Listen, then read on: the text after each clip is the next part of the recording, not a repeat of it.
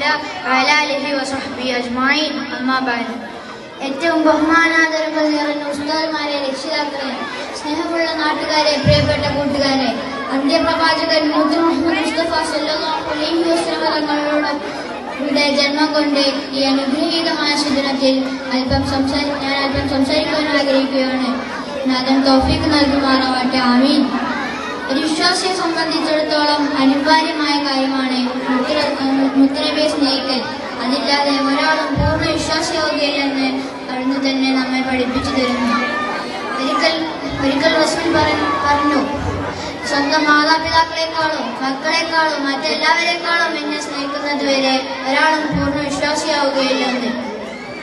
മറ്റൊരിക്കൽ ഉമർ റളിയല്ലാഹു അൻഹു നബിയോട് പറഞ്ഞു, നബിയെ, ഞാൻ എന്റെ ശരീരം കഴിഞ്ഞാൽ ഏറ്റവും സ്നേഹിക്കുന്നത് അങ്ങയെയാണ്.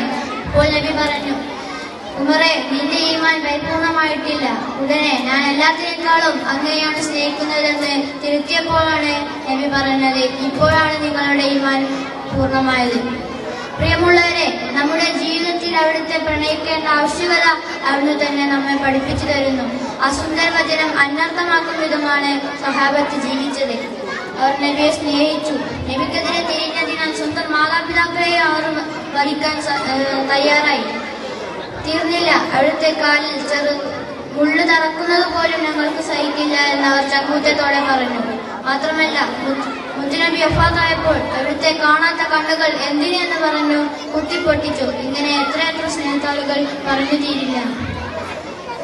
ഇങ്ങനെ തുടങ്ങി ഒട്ടനേകം ആശയങ്ങൾ എല്ലാവരും രക്ഷാമാർഗമായി കണ്ടത് പുണ്യ ഹബീബിനെ സ്നേഹിക്കലാണ്. ഓർക്കുക, നാം ആരെ പ്രിയം വെക്കുന്നു അവരുടെ കൂടെയായിരിക്കും.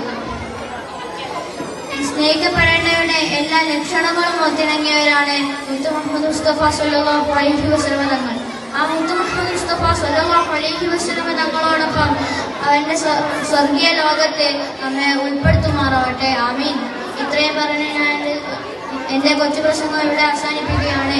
അസ്സലാമു അലൈക്കും വറഹ്മത്തുള്ളാഹി വബറകാതുഹു.